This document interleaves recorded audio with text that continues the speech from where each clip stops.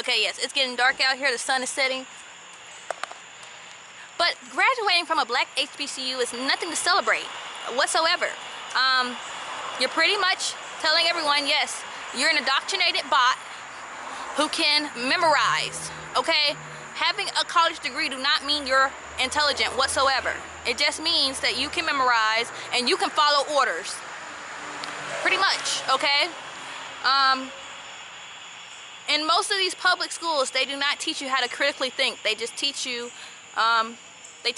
what to think. They don't teach you how to think. And someone who's just memorizing things, they're not intelligent.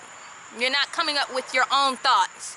You're pretty much just soaking up someone else's theory on reality and taking in someone else's thoughts. And yes, a lot of y'all are just regurgitating other people's theories in your own words, pretty much, okay? That's what you pretty much see in the black conscious community, is melanated people regurgitating this, someone else's theory instead of having free thought and coming up with their own theories on what's going on in our current state. They are just regurgitating books by scholars, just theories, and a lot of them they refuse to get out of this the African box. Pretty much the mainstream narrative is that we are stolen Africans from Africa, which there's a lot of holes in that story. The transatlantic slave trade, or the Middle Passage, is a lot of holes in that. I'm gonna move this to another part of the yard. So let me turn on this light. I'm gonna just move.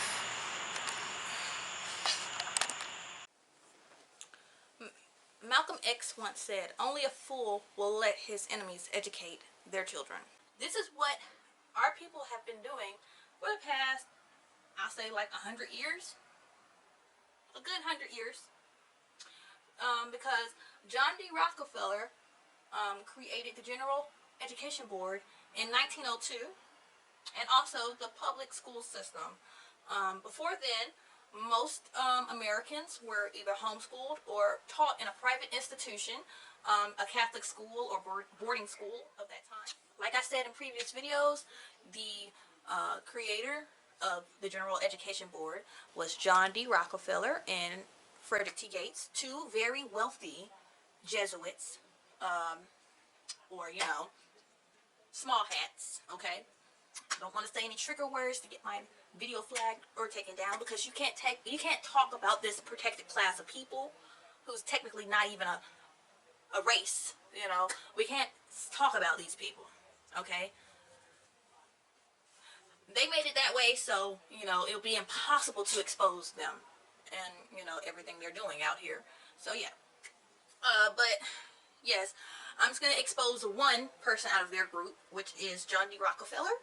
He had a big hand in the creation of our current reality. I mean, him and a dozen other Jesuits came together to create this new system and create a new fake history that we all follow today, that goes along with their, biblical genealogy. Okay, they pretty much, this is the reason why they want to stick us all in this African box, okay, and claim that all dark-skinned people come from Africa. It goes along with their biblical genealogy. They want to say that all melanated people are Hamites, which is BS. Okay, for those of you who don't know, Noah had 3 sons, Japhet, Ham, and Shem. Japhet is the supposed father of the European, Ham is the supposed father of the African, and Shem is the supposed father of the Middle Eastern or Israeli. The story goes is that Ham walked in on Noah naked and saw Noah's dick, and God cursed Ham for looking at his father in a suggestive way, and the curse was that his skin would turn black and all his descendants would have black skin, and this is why they claim Africans have black skin. I don't believe in the biblical genealogy because I don't believe in the Bible, but yeah, they, I don't believe in it in the sense that it is literal, should be, taken literally. Okay, the Bible have a lot of good things in it, and it teaches you morality. The Bible is a good book in itself, but it should not be taken literally. Okay, that's when if you take it literally, then are under their spell. Okay, the Bible can teach you how to become a good human being, but the Gnostics teach you how to become Christ, or to obtain Christ consciousness. So please look into the Gnostics. Okay, please remember that the Bible itself, 64 chapters was taken out, so that's another reason why you shouldn't take the book literally. The Jesuits had time to edit the book and edit out what they wanted to take out to, remove your power, okay? The power you have in yourself, and to remove your connection to source, okay? Because we all have a connection to the Creator. A lot of people have severed their connection to the Creator by treating their temples toxically, like the things you do to your body, eating pork, eating flesh. It eating flesh, you ingest parasites, okay, and some of these parasites are conscious, and you know some of these parasites go straight to your brain, and a lot of y'all are controlled by parasitic entities. That's why I believe, some of y'all cannot really wake up and see the full picture, because some of y'all are conscious parasites. Some of y'all are just soulless, okay? And I don't know. I would like to believe that everybody can connect to source. Everyone who's made out of matter can connect to source. You just gotta clean out your body. But maybe there is a race of beings, so-called humans, that cannot. They were made to be parasitic hosts. Which, I can't understand people who are dog breeders, or, people who treat dogs like they're, family. Dogs can pass 4 different types of parasites to humans, including pinworms. You want to know what happens when your body get an overload of pinworms, or your body is full of pinworms? You start to get ulcers on your body. Pinworms is linked to herpes, okay? Those who truly have a herpes infection are dealing with a parasitic infection, okay? And all you have to really do is purge your body of these parasites, and you will not have herpes. Now, there are some women who were diagnosed with herpes that do not have herpes. If you, most people don't know, yeast infections, if you have a severe yeast infection, that can look like herpes too, because you'll get like these raw bumps, these bumps, ulcers, or whatever. Look it up. Yeast infection, a severe yeast infection, do come with bumps that look similar to ulcers. But those who truly have herpes are only dealing with a parasitic infection, and parasites can be purged out your body. You just gotta stop eating meat and stop eating sugar. And there are herbs that kill parasites out of your body. Black walnut, oregano oil kills parasites. Wormwood, that herb kills parasites. And there's 12 or 13 different other herbs, natural herbs, that kill parasites. What Western medicine don't want you to know is that parasites do invade our bodies also, just like other animals. Okay, dogs. Y'all see the dogs are born with worms, so I don't understand why it's hard for y'all to believe that, it's hard for y'all to believe that we can't or can get infected with parasites. I mean, everybody knows about, tapeworms, but, and there's a mainstream, there are mainstream cures for tapeworms, but, there's over 100 different types of parasites that can invade the human body. And the best defense to these parasites is to do a parasite cleanse every 6 months. Okay, especially if you want to be a meat eater, you should consider doing a parasite cleanse every 6 months. Okay, just do a 3-week fast where you're not eating flesh, um, and you're not eating processed sugar, and you kill out the parasites in your gut. And then after you do your cleanse and you feel you hit the reset button in your body and you feel refreshed, you can go back to eating, meat or, whatever. But I believe every meat eater need to at least do one parasite cleanse in their life. Hit that hard reset button in their body, and clean themselves out. I mean, I don't know. I just went on a whole diatribe there. This video was supposed to be about exposing the Rockefeller medicine. So yeah, I'm going to start doing that now. People these days look at you like a weirdo if you talk about healing properties of plants or any other holistic practice.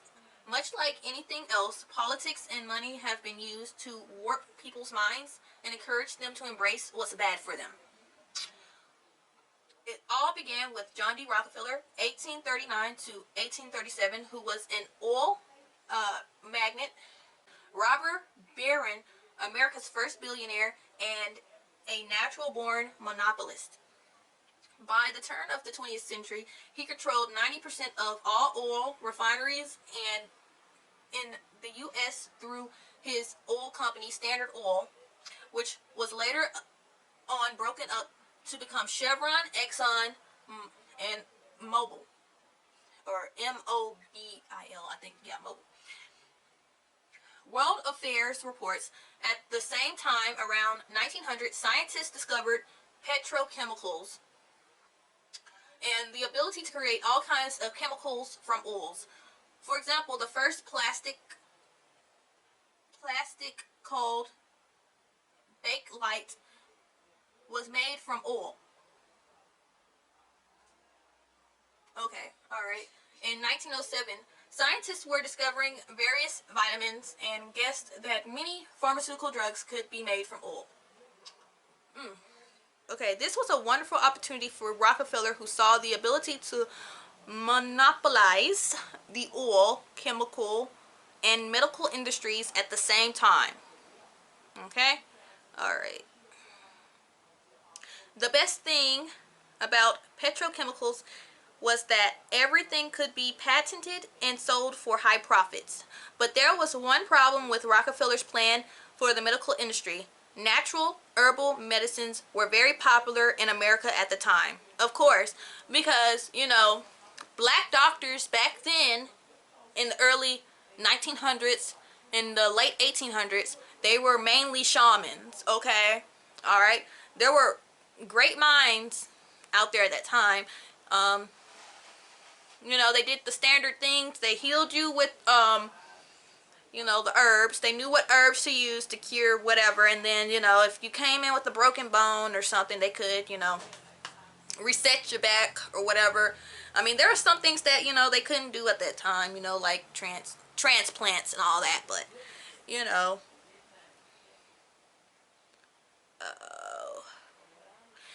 there are herbs that can regenerate, your organs and, regenerate cells to, if you have a damaged liver, there are herbs that can cure or, regenerate your body and your liver and make your liver, brand new. Like, I was suffering from liver failure, kidney failure, and all that before I became holistic. So, yes, with the natural healing herbs, you probably wouldn't need transplants, if you are actually eating, the foods that are right for you and using herbs to, prevent things, using herbs for preventative medicine, or, whatever, you wouldn't need transplants anyway. But like I was saying, but there was one problem with Rockefeller's plan for the medical industry. Natural herbal medicines were very popular in America at the time. Almost half of the doctors and medical colleges in the U.S. were practicing holistic medicine using knowledge from Europe and Native Americans. My people, indigenous Americans.